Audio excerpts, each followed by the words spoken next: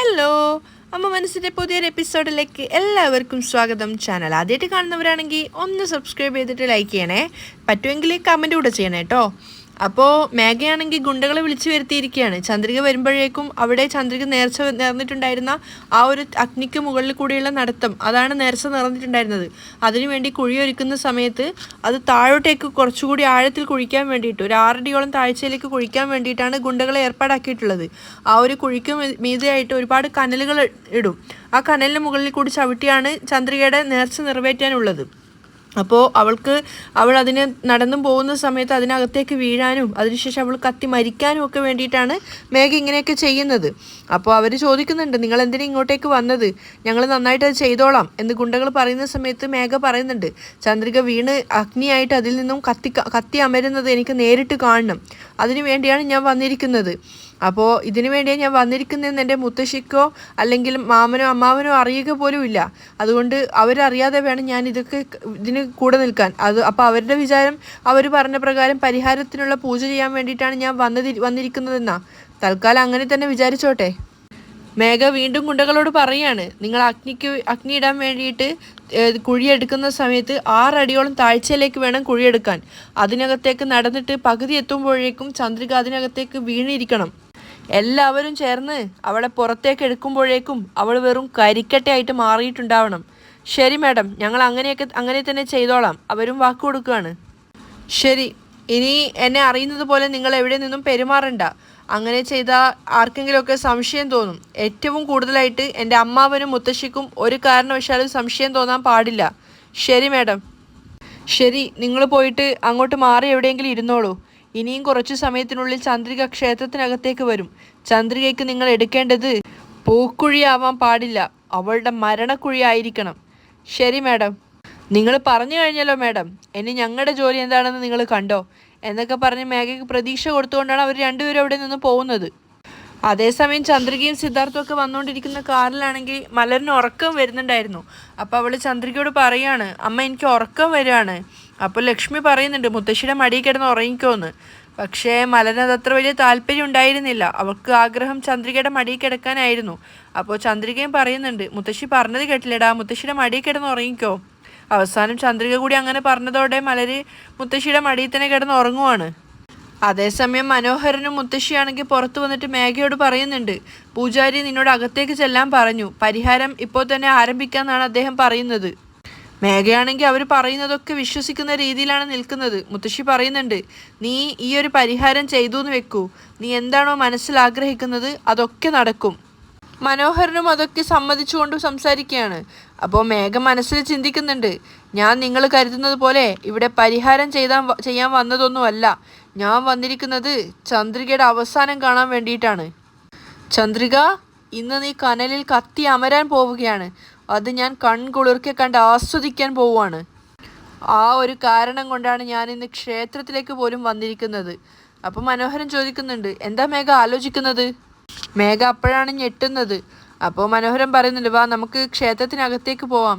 അല്ല, പ്രിയ അകത്തേക്ക് വന്നിട്ടുണ്ടായിരുന്നല്ലോ, അവളെ കണ്ടില്ലേ? മേഘ ചോദിച്ചപ്പോൾ മുത്തശ്ശി പറയുന്നുണ്ട്, അതാ അവൾ അവിടെ കിടന്ന് കളിക്കുകയാണ്. അവൾക്ക് ഇഷ്ടമുള്ളതുപോലെ അവൾ കളിക്കട്ടെ, നീ വാ നമുക്ക് പൂജാരിയെ പോയി കാണാം.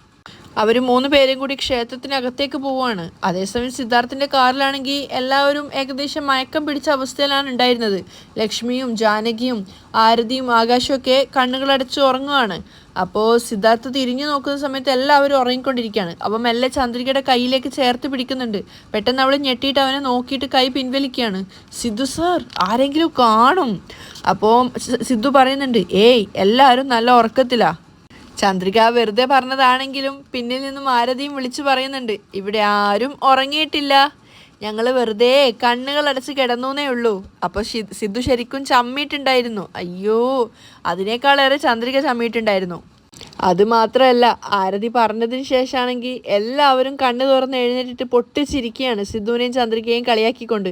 ലക്ഷ്മിയും ജാനകിയും ആകാശവും ഒക്കെ. ചന്ദ്രികയാണെങ്കിൽ ചമ്മിയിട്ട് സിദ്ധുവിനെ നോക്കുകയാണ്. സാർ. മാത്രമല്ല ആരതി വീണ്ടും സിദ്ധാർത്ഥിനെ കളിയാക്കിക്കൊണ്ടേയിരിക്കുകയാണ്. ഏയ് സിദ്ധു, ഇങ്ങനെ കയ്യോടെ നിന്നെ പിടിച്ചല്ലോടാ, നിന്നെക്കുറിച്ച് ആലോചിക്കുമ്പോൾ എനിക്ക് വല്ലാത്ത പാവം തോന്നുവാണ്. ആരതി സിദ്ധുവിനെ കളിയാക്കുന്നത് കേട്ടിട്ട് ലക്ഷ്മിയും ജാനകിയും പൊട്ടിച്ചിരിക്കുകയാണ്, അതുപോലെ ചന്ദ്രികയും. അപ്പോൾ സിദ്ധു ചിരിച്ചുകൊണ്ട് പറയുന്നുണ്ട്, ഏയ് സംസാരിക്കാതെ കണ്ണുപൂട്ടി ഉറങ്ങാൻ നോക്ക്. അയ്യോടാ, ഞങ്ങൾക്കൊന്നും ഉറക്കം പോലും വരുന്നില്ല. നീ ചന്ദ്രികയെ നോക്കി കാറോടിക്കാതെ റോഡ് നോക്കി കാറോടിക്ക്. ആരതി വിട്ടുകൊടുക്കുന്നില്ല. അത് കേട്ടിട്ട് ആകാശവും പൊട്ടിച്ചിരിക്കുകയാണ്. എല്ലാവരും ചന്ദ്രികയും സിദ്ധാർത്ഥിനെയും കളിയാക്കിക്കൊണ്ട് ചിരിക്കുന്നുണ്ടായിരുന്നു. പക്ഷെ അവരത് എൻജോയ് ചെയ്യുന്നുണ്ടായിരുന്നു. അതേസമയം പൂജാരിയുടെ അടുത്തെത്തിയിട്ടുണ്ടായിരുന്നു മേഘയും കൂട്ടിയിട്ട് മുത്തശ്ശിയും മനോഹരനും. അദ്ദേഹത്തോട് അവർ മേഘയെ പരിചയപ്പെടുത്തി കൊടുക്കുകയാണ്. പൂജാരി, ഇതാണ് എൻ്റെ കൊച്ചുമകൾ മേഘ.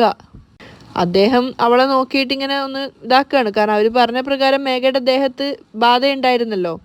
അപ്പോൾ മുത്തശ്ശി പറയുന്നുണ്ട്, എന്താ പരിഹാരം എന്നുള്ളത് നിങ്ങൾ പറഞ്ഞു കഴിഞ്ഞാൽ ഞങ്ങൾ അതുപോലെ ചെയ്തോളാം. മേഘ അയാൾ എന്താ പറയുന്നതെന്ന് കേൾക്കാൻ വേണ്ടി ഇങ്ങനെ കാത്തു നിൽക്കുകയാണ്. അപ്പോൾ വേറൊന്നും ആയിരുന്നില്ല, കഴിഞ്ഞ പ്രാവശ്യം പറഞ്ഞതുപോലെ തന്നെ മഞ്ഞ സാരി ഉടുത്ത് മഞ്ഞൾ വെള്ളത്തിൽ കുളിച്ചതിന് ശേഷം അഗ്നി നിറച്ച ചട്ടി എടുത്തിട്ട് മുൾപാതുകങ്ങൾ കാലിൽ അണിഞ്ഞുകൊണ്ട് അമ്മൻ്റെ സന്നിധി 7 പ്രാവശ്യം ചുറ്റി വരാനാണ് പറയുന്നത്. അതുതന്നെയായിരിക്കും പറയാന്നുള്ളത് മേഘയ്ക്ക് ഏറെക്കുറെ അറിയാമെന്ന് അവളുടെ മുഖം കാണുമ്പോൾ തോന്നുന്നുണ്ടായിരുന്നു. പക്ഷേ മുത്തശ്ശി മനോഹരൻ ഇങ്ങനെ ഭയന്ന് നിൽക്കുകയാണ്, കഴിഞ്ഞ തവണത്തെ പോലെ മേഘ എന്തെങ്കിലും പ്രശ്നം ഉണ്ടാക്കുന്നൊക്കെ വിചാരിച്ചിട്ട്. അപ്പോൾ ബാക്കി എന്താണെന്ന് അറിയാൻ വേണ്ടി മുത്തശ്ശി ചോദിച്ചപ്പോൾ അദ്ദേഹം പറയുന്നുണ്ട്, അങ്ങനെ 7 തവണ ചുറ്റിയിട്ട് വന്നതിന് ശേഷം നിങ്ങൾ എന്താഗ്രഹമാണോ മനസ്സിൽ വിചാരിക്കുന്നത് അത് അമ്മ നിറവേറ്റിത്തരും. അത് കേട്ടപ്പോൾ തന്നെ അവരാകെ ഞെട്ടി നിൽക്കുകയാണ്. അതിന് പുറമെ മനോഹരൻ സംശയത്തോടെ ചോദിക്കുന്നുണ്ട്, സ്വാമി, ഈ മുൾപാതുകങ്ങൾ എന്ന് വെച്ചാൽ എന്താണ് സ്വാമി? അത് ആണി നിറഞ്ഞ ചെരുപ്പാണ് മോനെ, അദ്ദേഹം പറഞ്ഞു കൊടുക്കുകയാണ്. അത് കേട്ടതും 3 പേരും ഒരുപോലെ വാ പൊത്തി നിൽക്കുകയാണ്, അത്രയും കഠിനമായതാണെന്ന് അറിഞ്ഞതുകൊണ്ട്. മാത്രമല്ല മുത്തശ്ശിയാണെങ്കിൽ പേടിയോടെ മനോഹരനെ നേരെ കണ്ണ് കാണിച്ചുകൊണ്ട് ചോദിക്കുകയാണ്, ഇതൊക്കെ മേഘ ചെയ്യുമോന്ന്. മനോഹരന് മനസ്സിൽ ചിന്തിക്കുന്നുണ്ട്, എൻ്റെ ദൈവമേ, വളരെയധികം കഠിനമേറിയ പരിഹാരങ്ങളാണല്ലോ. ഇന്ന് മേഘയുടെ കാര്യത്തിൽ ഒരു തീരുമാനമായത് തന്നെ. മനോഹരൻ ഇങ്ങനെ ചിന്തിച്ചുകൊണ്ട് നിൽക്കുമ്പോഴേക്കും പൂജാരി പറയുന്നുണ്ട്, ശരി, നിങ്ങൾ പോയിട്ട് മഞ്ഞ സാരി ഉടുത്തിട്ട് വരൂ, ഞാൻ പരിഹാരത്തിന് വേണ്ട ഏർപ്പാടുകളൊക്കെ ചെയ്തിട്ട് വരാം, പെട്ടെന്ന് തന്നെ വാ എന്ന് പറഞ്ഞിട്ട് അയാൾ അകത്തേക്ക് പോവാണ്. മുത്തശ്ശിയും മനോഹരനാണെങ്കിൽ പേടിയോടെ മേഘയെ നോക്കി നിൽക്കുകയാണ്. മേഘ ചിന്തിക്കുന്നുണ്ടായിരുന്നു, എന്തൊക്കെയാ പറഞ്ഞിട്ട് പോയത്?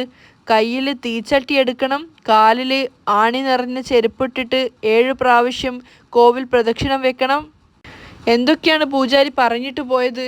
ആണിമുള്ളു നിറഞ്ഞ ചെരുപ്പ് കാലിൽ അണിഞ്ഞു കഴിഞ്ഞാൽ കാല് മുഴുവൻ വ്രണമാവുമല്ലോ.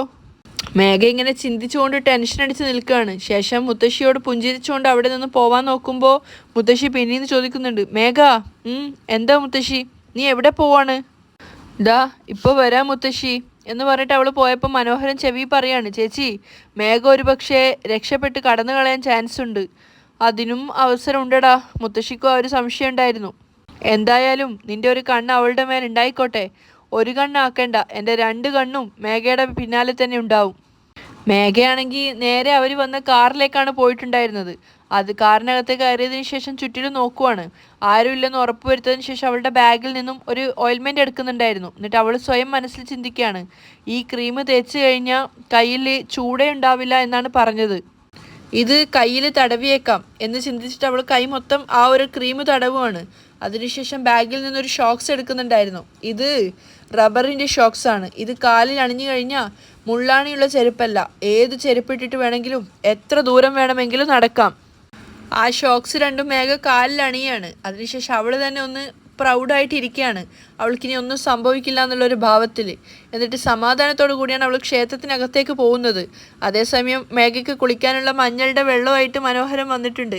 2 പേരുടെയും സംശയം മേഘ അവിടെ നിന്ന് മുങ്ങിയിട്ടുണ്ടാവുമെന്നായിരുന്നു. പക്ഷെ അപ്പോഴേക്കും മേഘ അങ്ങോട്ടേക്ക് എത്തിയിട്ട് അവരെ നോക്കി നിൽക്കുകയാണ്. അത് കണ്ടപ്പോൾ മനോഹരനാണ് ചേച്ചിയോട് പറയുന്നത്, ചേച്ചി, നിങ്ങളുടെ കൊച്ചുമോള് വന്നിട്ടുണ്ട് ചേച്ചി. ചേച്ചി, മേഘ രക്ഷപ്പെട്ട് പോയിട്ടൊന്നുമില്ല ചേച്ചി, വീണ്ടും തിരിച്ചു വന്നു. ഇവിടെയാണ് മേഘ. അടുത്തെത്തിയപ്പോൾ മുത്തശ്ശി അവളോട് പറയാണ്. അപ്പോൾ മേഘ മനോഹരനോട് പറയുന്നുണ്ട്, എന്താ അമ്മാവ, ഞാൻ രക്ഷപ്പെട്ട് പോയി കാണും എന്നായിരിക്കും അല്ലേ നിങ്ങൾ 2 പേരും സംസാരിച്ചുകൊണ്ടിരുന്നത്? മേഘ, കറക്റ്റായിട്ട് നീ എങ്ങനെ ആ കാര്യം പറഞ്ഞത്? മനോഹരൻ അതിശയാവുകയാണ്. മേഘ ചിരിച്ചുകൊണ്ട് പറയുന്നുണ്ട്, നിങ്ങൾ 2 പേരും അതുതന്നെയാണ് സംസാരിക്കുക എന്ന് എനിക്ക് നന്നായിട്ട് അറിയാം. അപ്പോഴേക്കും പൂജാരി വന്നിട്ടുണ്ടായിരുന്നു. അദ്ദേഹം മഞ്ഞൾ ചേർന്ന ആ ഒരു വെള്ളത്തിൽ മേഘയുടെ തലവഴി പ്രാർത്ഥനയോടുകൂടി ഒഴിച്ചു കൊടുക്കുകയാണ്. അതിനുശേഷം ഒരു കഴുത്തിലൊരു പൂച്ചെണ്ടിൻ്റെ മാല ഇട്ട് കൊടുത്തിട്ടുണ്ടായിരുന്നു. പിന്നീട് മേഘയ്ക്ക് കയ്യിൽ എന്താ പറയുക, ചട്ടിയിൽ നിറയെ കനലൊക്കെ ഇട്ടിട്ട് കൊടുത്തിട്ടുണ്ടായിരുന്നു. കഴിഞ്ഞ തവണ കൊടുത്തതുപോലെ തന്നെയാണ് കൊടുത്തിരിക്കുന്നത്.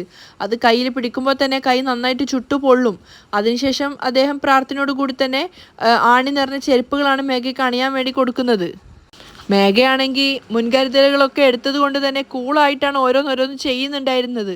അദ്ദേഹം കൊടുത്തത് പ്രകാരം ആണി നിറഞ്ഞ ചെരുപ്പുകളും മേഘ വളരെയധികം എളുപ്പത്തിലാണ് ഇടുന്നത്. അത് കണ്ടപ്പോൾ മനോഹരനും മുത്തശ്ശിക്കും അതിശയാവുകയാണ്. കാരണം യാതൊരു ഭാവഭേദവും മേഘയുടെ മുഖത്ത് പോലും ഉണ്ടായിരുന്നില്ല. മനോഹരൻ തൻ്റെ സംശയം ചേച്ചിയോട് പറയുന്നുണ്ടായിരുന്നു. ചേച്ചി, ഇതെന്താ, മേഘ വളരെയധികം കൂളായിട്ടാണ് തീച്ചട്ടി വാങ്ങിച്ചത്. ആണിമുള്ളു നിറഞ്ഞ ചെരുപ്പാണെങ്കിൽ ഒരു ഭയവും കൂടാതെയാണ് ധരിക്കുന്നത്. അപ്പം മുത്തശ്ശി പറയുന്നുണ്ട്, ഒക്കെ അകത്തിരിക്കുന്ന ദൈവത്തിൻ്റെ ഭക്തിയാണിടാ. ആ, ശരിയാണെന്ന് എനിക്കും തോന്നുന്നത് എന്ന് പറഞ്ഞിട്ട് അവർ ദൈവത്തിനെ പ്രകീർത്തിക്കുകയാണ്. അപ്പോൾ പൂജാരി പറയുന്നുണ്ട്, ദൈവത്തിനെ മനസ്സിൽ വിചാരിച്ചുകൊണ്ട് 7 പ്രാവശ്യം ക്ഷേത്രത്തിനെ ചുറ്റിയിട്ട് വരാൻ വേണ്ടിയിട്ട്. ഒക്കെ മേഘ യാതൊരു പ്രശ്നവും ഉണ്ടാക്കാതെ സമ്മതിച്ചു കൊടുക്കുന്നുണ്ടായിരുന്നു. ഇടയിൽ എന്ത് പ്രശ്നം വന്നാലും കയ്യിലിരിക്കുന്ന തീച്ചട്ടി കളയാനോ അല്ലെങ്കിൽ ഈ ഒരു ഭയഭക്തിയോടുകൂടി ചെയ്യുന്ന കാര്യം അവസാനിപ്പിക്കാനോ പാടില്ല. അദ്ദേഹം ഓരോരോ കാര്യങ്ങൾ മേഘയ്ക്ക് പറഞ്ഞു കൊടുക്കുവാണ്. ശരി സ്വാമി. മേഘ അതും സമ്മതിക്കുന്നുണ്ടായിരുന്നു. മനോഹരനും മുത്തശ്ശിക്കും ശരിക്കും നല്ല സന്തോഷമായിട്ടുണ്ടായിരുന്നു. അങ്ങനെ മേഘ ആ ഒരു തീച്ചട്ടി എടുത്തിട്ട് നടത്താൻ ആരംഭിച്ചിട്ടുണ്ടായിരുന്നു. കൂടെ തന്നെ ഇവരും കുറച്ച് സ്ത്രീകളൊക്കെ ഉണ്ടായിരുന്നു. ഓം ശക്തി, പരാശക്തി എന്നൊക്കെ പറഞ്ഞുകൊണ്ടാണ് അവർ നടക്കുന്നത്. അവർ 7 പ്രാവശ്യം ആ ഒരു പ്രദക്ഷിണം പൂർത്തിയാക്കുന്നുണ്ടായിരുന്നു. അതിനിടെ മനോഹരൻ തൻ്റെ സംശയവും ചോദിക്കുന്നുണ്ട്. മേഘ, അന്ന് തീ നിറഞ്ഞ ആ ചട്ടി നീ അമ്മാവൻ്റെ കാലിൽ എറിഞ്ഞ് പൊട്ടിച്ചിട്ടുണ്ടായിരുന്നു. ഇന്നാണെങ്കിൽ നീ വളരെയധികം കൂളായിട്ടാണ് എടുക്കുന്നത്. എന്താ മേഘ കാര്യം? അതെന്താണെന്ന് അറിയില്ല മാമ. അന്ന് തീക്ക് വല്ലാത്ത ചൂടുണ്ടായിരുന്നു. എന്നാൽ ഇന്ന് കൈ ചൂട് അനുഭവപ്പെടുന്നേ ഇല്ല. എല്ലാം ദൈവത്തിൻ്റെ അനുഗ്രഹം എന്ന് പറഞ്ഞുകൊണ്ട് അവർ വീണ്ടും പ്രാർത്ഥനയോടുകൂടി നടക്കുവാണ്. ഓരോ പ്രാവശ്യവും വലം ചുറ്റിയിട്ടും മേഘ നല്ല കൂളായിട്ടാണ് നടക്കുന്നത്. അപ്പോൾ മനോഹരൻ്റെ അടുത്ത സംശയം അതായിരുന്നു. അല്ല മേഘ, നിന്റെ കാലിൽ അണിഞ്ഞിരിക്കുന്ന ചെരുപ്പിൽ ഒരുപാട് ആണികളുണ്ട്. എന്നാൽ നീ എന്താ സർവ്വസാധാരണമായിട്ട് തന്നെ നടക്കുന്നത്? മനോഹരന് വല്ലാത്ത അതിശയം തോന്നുകയാണ്. അപ്പോൾ മേഘയാണെങ്കിൽ ഇതൊക്കെ ദൈവത്തിൻ്റെ കഴിവാണെന്നുള്ള രീതിയിലാണ് നടക്കുന്നത്. അപ്പോൾ അവൾ മനസ്സിൽ ചിന്തിക്കുന്നുണ്ട്, ഞാൻ കാലിൽ റബ്ബർ സോക്സ് ഇട്ടിട്ടുണ്ട്, പിന്നെ എങ്ങനെ ഇതിൻ്റെ മുള്ളാണികളൊക്കെ എനിക്ക് തറിക്കുക? മനോഹരനാണെങ്കിൽ മേഘയെ പുകഴ്ത്തുകയാണ്. മേഘ, സത്യം പറയട്ടെ, നിനക്ക് നല്ല ധൈര്യമുണ്ട്. അത് കേട്ടിട്ട് മേഘയ്ക്ക് ചിരി വരുന്നുണ്ടായിരുന്നു. പക്ഷെ അവളൊന്നും പ്രതികരിക്കുന്നില്ല. അവർ വീണ്ടും നടന്നുകൊണ്ടിരിക്കുമ്പോൾ മേഘയുടെ മുഖത്തൊരു പരിഹാസം ഉണ്ടായിരുന്നു. പക്ഷേ മുത്തശ്ശിയാണെങ്കിൽ നോക്കുന്ന സമയത്ത് മേഘ എല്ലാത്തിനും സമ്മതിച്ചുകൊണ്ടാണ് നടക്കുന്നത്. അവർ സമാധാനത്തോടെ ചിന്തിക്കുകയാണ്, അയ്യോ, മേഘ ഒരു പ്രശ്നം ഉണ്ടാക്കാതെ ഇതിനൊക്കെ കൂട്ടുനിന്നു. അപ്പോൾ അവളുടെ ദേഹത്തിരിക്കുന്ന ബാധ പോയിട്ടുണ്ടാവാനാണ് സാധ്യത. ഒരു പ്രശ്നം ഉണ്ടാക്കാതെ ഇത് മുഴുവനായിട്ട് മേഘ പൂർത്തീകരിക്കുകയാണെങ്കിൽ അവളുടെ ശരീരത്തിലിരിക്കുന്ന ബാധ, അവളുടെ സ്വഭാവം ഒക്കെ നന്നാവും. അതിനുശേഷം എനിക്കെൻ്റെ പഴയ മേഘയെ പഴയതുപോലെ തിരിച്ചു കിട്ടും. എല്ലാം ദൈവത്തിൻ്റെ അനുഗ്രഹം എന്നൊക്കെ വിചാരിച്ചുകൊണ്ട് അവർ പ്രാർത്ഥനയോടുകൂടി നടക്കുകയാണ്. അങ്ങനെ ആ ഒരു 7 തവണ ആ പ്രദക്ഷിണം പൂർത്തിയാക്കിയതിനു ശേഷം സന്തോഷത്തോടു കൂടിയാണ് മുത്തശ്ശി പൂജാരിയുടെ അടുത്തേക്ക് പോകുന്നത്. പൂജാരി, ഒന്ന് ഇങ്ങോട്ടേക്ക് വരാമോ? സ്വാമി, നിങ്ങൾ പറഞ്ഞതുപോലെ എൻ്റെ കൊച്ചുമോള് 7 പ്രാവശ്യം ദൈവത്തിൻ്റെ സന്നിധി പ്രദക്ഷിണം ചെയ്തു വന്നു. അവളുടെ ദേഹത്ത് കയറിയിരിക്കുന്ന ബാധയും പ്രേത പിശാചുക്കളൊക്കെ ഒഴിഞ്ഞു പോവുമായിരിക്കും അല്ലേ? എല്ലാം തീർച്ചയായിട്ടും പോവും. അതിനു വേണ്ടുന്ന പരിഹാരക്രിയകളൊക്കെ ഞാൻ നേരത്തെ ചെയ്തിട്ടുണ്ടായിരുന്നു. ഒരുപാട് നന്ദി സ്വാമി എന്നൊക്കെ പറഞ്ഞുകൊണ്ട് കൈകൂപ്പി തൊഴുതുകൊണ്ടാണ് മുത്തശ്ശി സമാധാനത്തോടെ പോകുന്നത്. എൻ്റെ കൊച്ചുമോളുടെ മനസ്സിൽ ഇനി മോശമായ ഒരു ചിന്ത പോലും വരരുത്. അവൾ എപ്പോഴും നന്നായിട്ട് ജീവിക്കുന്നത് കണ്ടാൽ മതി എനിക്ക്. ശരി, ഞാൻ അവളെയും കൂട്ടിയിട്ട് വരാം എന്ന് പറഞ്ഞിട്ട് മുത്തശ്ശി പോയിട്ട് മേഘയൊക്കെ കൂട്ടിയിട്ട് വരികയാണ്. മേഘയാണെങ്കിൽ സന്തോഷത്തോടു കൂടിയാണ് വരുന്നത്. പൂജാരിയും അവളെ പുകഴ്ത്തുന്നുണ്ടായിരുന്നു. മോളെ, ഒരു പ്രശ്നവും ഉണ്ടാക്കാതെ നല്ല രീതിയിൽ നീ ഈ ഒരു പരിഹാരം ചെയ്തു തീർത്തു. മുത്തശ്ശിക്ക് മനോഹരന് ഒത്തിരി സന്തോഷമായിട്ടുണ്ടായിരുന്നു. തീച്ചട്ടി ഇങ്ങോട്ട് തരൂ, ഞാൻ അമ്മൻ്റെ പാദത്തിൽ കൊണ്ടുപോയി വെക്കട്ടെ എന്ന് പൂജാരി പറഞ്ഞപ്പോൾ മേഘ ആ തീച്ചട്ടി അയാൾക്ക് കൊടുക്കുകയാണ്. മോളെ, ഇനി ഈ മുൾപാതുകങ്ങളിൽ നിന്നും മെല്ലെ ഇറങ്ങ്. ശരി എന്ന് പറഞ്ഞിട്ട് മേഘ ഇറങ്ങുകയാണ്. മേഘയുടെ ആ ഒരു ഭയവും വിശ്വാസമൊക്കെ കണ്ടപ്പോൾ മറ്റുള്ള എല്ലാവർക്കും വല്ലാത്ത ആ ഒരു സന്തോഷം തോന്നുവാണ്. അപ്പോൾ അകത്തേക്ക് ആ മുൾപാതുകങ്ങൾ എടുത്തുകൊണ്ട് പോയി വെച്ചതിന് ശേഷം അദ്ദേഹം കയ്യിലൊരു പാത്രമായിട്ട് വരികയാണ്. എന്നിട്ട് മുത്തശ്ശിയോട് പറയുന്നുണ്ട്, മുൾപാതുകങ്ങൾ അണിഞ്ഞത് കാരണം നിങ്ങളുടെ കൊച്ചുമോളുടെ കാലിന് മുറിവ് പറ്റാതിരിക്കാൻ വേണ്ടി ഈ ഒരു മഞ്ഞളുടെ വെള്ളം ആ കുട്ടിയുടെ കാലിൽ തേച്ച് കൊടുക്കാൻ വേണ്ടിയിട്ട്. അത് കേട്ടതും മേഘ ചെറുതായിട്ടൊന്ന് ഞെട്ടിയിട്ടുണ്ടായിരുന്നു. ശരി സ്വാമി എന്ന് പറഞ്ഞിട്ട് മുത്തശ്ശി അത് വാങ്ങിക്കുകയാണ്. എന്നിട്ട് മേഘയോട് പറയുന്നുണ്ട്, മേഘ അവിടെ ഇരിക്ക്, ഞാനിത് കാലിൽ തടവിത്തരാം. വേണ്ട മുത്തശ്ശി, ഞാൻ തന്നെ തടവിക്കോളാം എന്ന് പറഞ്ഞിട്ട് അത് വാങ്ങിക്കാൻ നോക്കിയപ്പോൾ മുത്തശ്ശി സ്നേഹത്തോട് പറയാണ്, ഞാൻ ചെയ്തു തരാം മോളെ. ഇല്ല വേണ്ട മുത്തശ്ശി, ഞാൻ തടവിക്കോളാം എന്ന് പറഞ്ഞിട്ട് മേഘ അത് വാങ്ങിച്ചിട്ട് അവിടെ നിന്നും പോവാണ്. മനോഹരനും പറയുന്നുണ്ട്, മേഘ ചേച്ചി തടവിത്തരും, വേണ്ട അമ്മാവാ കുഴപ്പമില്ല. അവൾ അതും വാങ്ങിയിട്ട് അവിടെ നിന്ന് പോകുന്ന സമയത്ത് മുത്തശ്ശി സംശയത്തോടെ മനോഹരനോട് പറയാണ്, അല്ലടാ അവള് ആണിയിട്ട ചെരുപ്പിലല്ലേ ഇത്രയും നേരം നടന്നത്, കുറച്ചു പോലും വേദനയില്ലാതെ സാധാരണ പോലെ തന്നെ നടന്നിട്ട് പോകുന്നു. അപ്പോഴാണ് മനോഹരനും അത് ശ്രദ്ധിച്ചത്. ചേച്ചി പറഞ്ഞത് ശരിയാണല്ലോ. അങ്ങനെ അവർ രണ്ടുപേരും മേഘയ്ക്ക് പിന്നാലെ പോവാണ്. അതൊന്നും അറിയാതെ മേഘ അവിടെ പോയിട്ട് ക്ഷേത്രത്തിൻ്റെ ഒരു ഭാഗത്ത് ഇരുന്നിട്ടുണ്ടായിരുന്നു. അവിടെ സമാധാനത്തോടെ ഇരുന്നതിന് ശേഷം കാലിലിട്ടിട്ടുണ്ടായിരുന്ന ആ ഒരു ഷോക്സ് അഴിച്ചു മാറ്റുകയാണ്. പക്ഷേ മേഘ ഷോക്സ് അഴിച്ചിട്ട് നിലത്തിട്ടതിന് ശേഷം കാണുന്നത് മനോഹരനും മുത്തശ്ശിയും തൊട്ട് മുകളിലായിട്ട് നിൽക്കുന്നതാണ്. അവർ രണ്ടുപേരും അതിശയത്തോടു കൂടിയാണ് നിൽക്കുന്നത്. മേഘയാണെങ്കിൽ അത് അഴിച്ചതിന് ശേഷം കാലൊക്കെ പൊടി തട്ടി കളയാണ്. എടി ദുഷ്ടേ മേഘ, എന്താ മേഘ ഇത്? Rubber socks? മേഘ കൂളായിട്ടാണ് പറയുന്നത്. എന്താ പറഞ്ഞത്? റബ്ബർ ഷോക്സോ? ഇതും ഇട്ടിട്ടാണോ നീ പരിഹാരം ചെയ്തത്? അതെ, മേഘ പറയാണ്.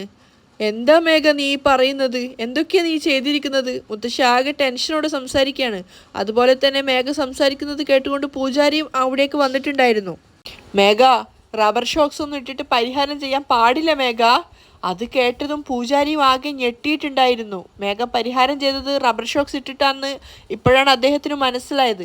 അപ്പോൾ മേഘ പറയുന്നുണ്ട്, മുത്തശ്ശി വെറും കാലോടുകൂടി ആ ചെരുപ്പിട്ട് കഴിഞ്ഞാൽ കാല് മുഴുവൻ വ്രണം വരും, അതുകൊണ്ടാണ് ഞാൻ ഈ ഷോക്സ് ഇട്ടത്. അയ്യയ്യോ, ഇങ്ങനെയൊക്കെ ചെയ്തു കഴിഞ്ഞാൽ പരിഹാരത്തിന് യാതൊരു കാര്യവുമില്ല മേഘ. മുത്തശ്ശി ആകെ വേവലാതിയോടുകൂടിയാണ് പറയുന്നത്.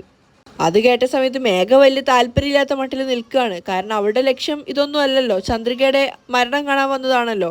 അപ്പോൾ പൂജാരി മനസ്സിൽ വിചാരിക്കുന്നുണ്ട്, ദൈവത്തിനെ പറ്റിക്കാൻ നോക്കുന്നോ? അപ്പോൾ മനോഹരനും പറയാണ്, ചേച്ചി മേഘ വേദനയൊന്നും ഇല്ലാതെ നടന്നു കണ്ടപ്പോഴേ എനിക്ക് സംശയം തോന്നിയതാണ്. മറ്റുള്ള കാര്യത്തിൽ നമുക്ക് കള്ളം പറയാം അല്ലെങ്കിൽ കള്ളം പ്രവർത്തിക്കാം, പക്ഷെ ദൈവത്തിൻ്റെ കാര്യത്തിൽ അത് ചെയ്യരുത് മേഘ. മുത്തശ്ശി വീണ്ടും സങ്കടത്തോടെ പറയാണ്, എൻ്റെ കാലിൽ ആണി കയറി കഴിഞ്ഞാൽ എനിക്കല്ലേ വേദനിക്കുക, നിങ്ങൾക്കല്ലല്ലോ. പോയി നിങ്ങളുടെ ജോലി ചെയ്യാൻ നോക്ക്. മേഘ ദേഷ്യത്തോടെ പറയുന്നത് കേട്ടപ്പോൾ പൂജാരിയും അടുത്ത് തന്നെ നിൽക്കുന്നുണ്ടായിരുന്നു. മേഘ പറഞ്ഞത് കേട്ട് 3 പേരും ഒരുപോലെ ഞെട്ടി നിൽക്കുകയാണ്. അവിടെയാണ് ഇന്നത്തെ എപ്പിസോഡ് വൈൻഡപ്പ് ചെയ്യുന്നത്.